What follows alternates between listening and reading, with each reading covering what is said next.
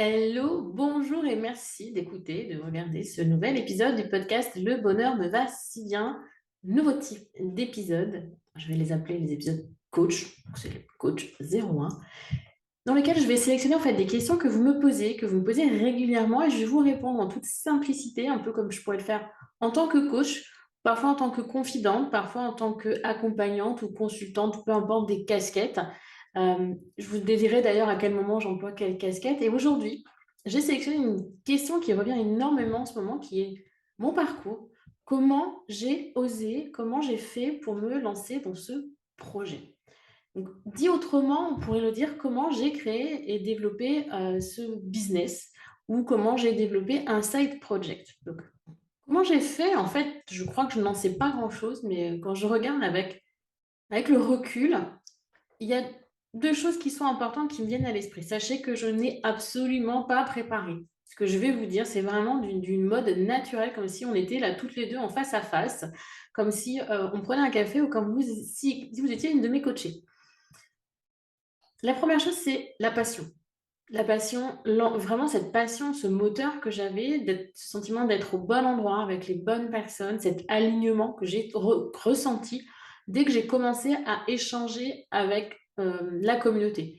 Au début, j'ai créé un blog, pour passer mon temps, j'ai créé une page Facebook parce que ça se faisait. J'ai fait plein de choses en fait sans trop savoir ce que je faisais, un pas après l'autre, sans trop comprendre, parce que j'avais besoin de me nourrir, j'avais besoin d'apprendre, j'avais besoin de faire des choses qui avaient du sens, enfin, qui pas regarder la télé, lire, je lis beaucoup, enfin voilà. Donc, le blog est arrivé comme ça, la communauté est arrivée comme ça, et l'accompagnement et le coaching sont presque arrivés dans la continuité, puisque cette communauté, j'ai commencé à créer des liens avec certaines d'entre vous, à échanger, à parler par mail, aller plus en profondeur, à essayer de les aider, de les accompagner jusqu'au jour où je me suis retrouvée face à une question. Audrey, tu es en train d'accompagner des femmes, tu as des humains en face de toi, mais tu n'as pas la posture, tu n'as pas l'armure, tu n'as pas les armes, tu n'as pas les outils, tu n'as pas tout ce qu'on veut en fait pour être et travailler avec l'humain. Donc j'ai avancé, je me suis formée pour avoir cette posture, pour aider vraiment et accompagner au mieux l'humain qui est quand même un être hyper complexe, multiple, sensible et tout ce que l'on veut. Et à côté de ça, donc je parle de la passion, vous avez vu déjà, ça m'emmène loin la passion. Et c'est la passion qui m'a guidée vers ça. C'est ma passion qui m'a guidée vers l'humain. J'ai fait de la formation dans mon ancien emploi. Le côté formatrice, former des gens, leur apprendre, leur permettre de développer de nouvelles compétences. C'était pour moi hyper intéressant. Je me suis énormément remise en question pendant ces années de formation. Ça m'a apporté beaucoup cet échange avec l'humain et je me suis au final vraiment presque développé, j'ai trouvé une place, j'ai trouvé quelque chose qui me correspondait.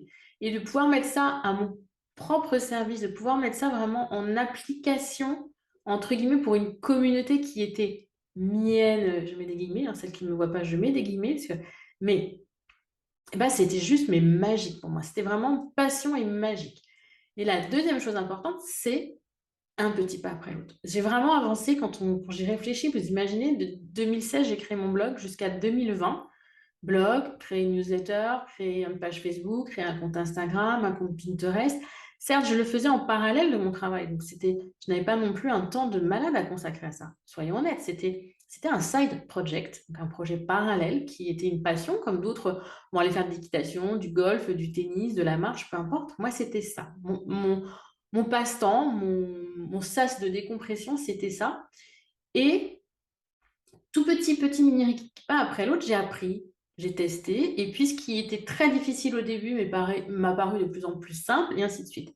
En fait, si on prend l'exemple d'une cible, votre cible, vous avez au milieu votre zone de confort. Autour, on a une zone élastique, et encore autour, on a cette zone d'inconfort, voire même c'est même pas la zone d'inconfort, c'est la zone de blocage, c'est la zone de danger, etc. Et celle où on ne va pas, parce que si on y va, de toute façon, on recule de 4 pas. Ben, en fait, comment je suis arrivée là où je suis aujourd'hui, c'est en sortant petit à petit de ma zone de confort. Un pas après l'autre. Un tout petit pas après l'autre. Mais ce pas, il était aussi en direction de quelque chose qui était plus grand que moi, qui apportait quelque chose de plus grand, une vision qui était euh, forte et puissante pour moi. Donc là, aujourd'hui, maintenant que je vous ai un peu expliqué le truc hyper simplement quand même, parce que c'est 2016, 2020, j'ai lancé le premier événement en ligne, j'ai lancé ma première offre. Aujourd'hui, 2021, c'était les premiers entre guillemets «recrutements». 2021, passage en société. Voilà, 2022, 2023, aujourd'hui, il y a 7 personnes qui travaillent avec moi. Oui, oui. Heu, En freelance, ce ne sont pas des salariés avec plus ou moins un nombre d'heures important.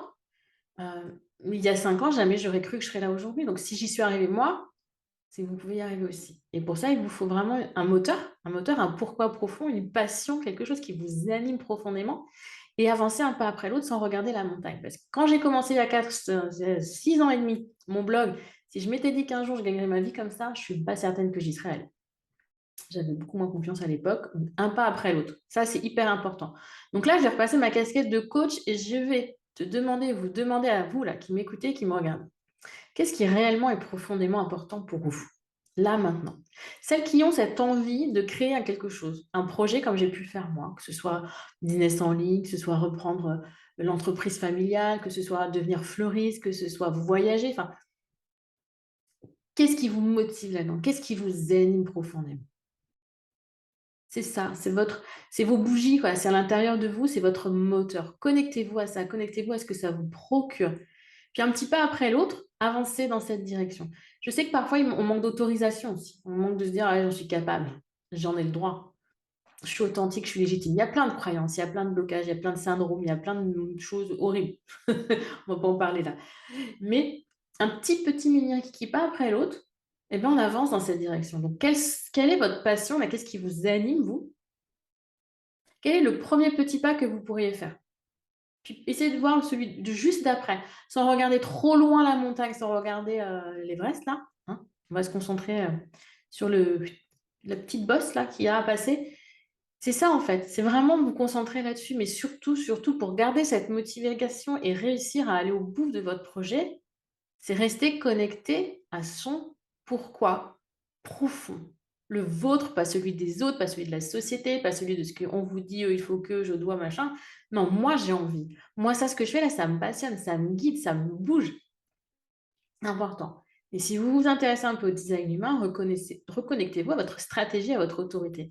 Quand moi j'y repense, je ne connaissais pas mon autorité, ma stratégie. Je ne savais pas que j'étais un générateur, que donc je devais répondre et que je devais écouter mes émotions. J'étais plutôt dans le doute: «Ah là, j'ai pas assez confiance, je me pose trop de questions». Mais mes émotions, elles m'invitaient à poser ces questions. Mes émotions, elles m'invitaient à avoir des hauts et des bas et c'est OK, c'est normal. Et maintenant que je le sais, ma vie, elle est beaucoup plus fluide, en fait. Parce que je suis OK, c'est normal que je fasse des bas comme ça avant de prendre une décision importante. Et la décision, elle ne doit pas venir que de moi. Ce projet, ce que j'ai mis en place, c'est j'ai répondu en fait à une demande. J'ai répondu à une demande de ma communauté. Donc en tant que bon générateur, j'ai répondu. Et comme j'ai répondu, j'étais alignée en cohérence et du coup, mon énergie vitale était au service de ça parce que j'étais au bon endroit, au bon moment, avec les bonnes personnes. Donc, oui, qu'est-ce qui te passionne? Qu'est-ce qui te guide? Qu'est-ce qui te pousse? Sois aligné en fait. Simplement, ressens cet alignement, ressens ce pourquoi. Après, il y aura toujours des moments de doute, il y aura toujours des peurs, il y aura toujours des doutes, il y aura toujours des pleurs, des questionnements, des personnes pour dire: «Non, mais là, ce que tu fais Audrey, c'est bon quoi, arrête de jouer au bac à sable, ça voilà, c'est rien. Tu gagneras jamais ta vie comme ça». OK, d'accord. Ça fait mal. Il y a des fois, ça fait mal, mais il y a un moteur qui est là, qui dit: «Si, c'est bon, je dois y aller, j'ai envie d'y aller, j'en ai besoin même». Ça devient quelque chose de presque vital. Donc reconnectez-vous à cet élan vital. C'est ça l'important. Pour mener un projet comme ça à bien, c'est l'élan vital qui vous y emmènera et c'est ce petit pas que vous ferez chaque jour, chaque semaine. Donc faites des bilans réguliers, faites des introspections régulières, entourez-vous des bonnes personnes. Ça, c'est hyper important. Au début, je ne me suis pas entourée.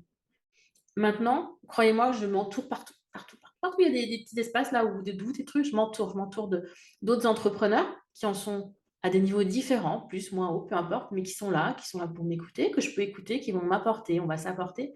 Je me fais coacher, je me fais accompagner, je me fais guider parce que clairement, on en a tous besoin en fait, que ce soit pour créer un business en ligne, que ce soit pour être mieux dans sa peau, que ce soit pour mieux s'organiser, que ce soit pour, se sentir belle dans ses vêtements. Le coaching, pour moi, aujourd'hui, c'est pas la solution à tout, mais c'est vraiment un plus énorme qu'on a aujourd'hui, dans les années 2000, une possibilité d'avoir. La psychologie, la psychothérapie, la psychanalyse sont d'autres choses qui sont importantes qui n'ont rien à voir avec le coaching. Vous avez besoin d'un coup de pied aux fesses, vous avez besoin d'avancer, vous avez besoin en fait de bousculer un peu la fourmilière, le coaching c'est hyper important.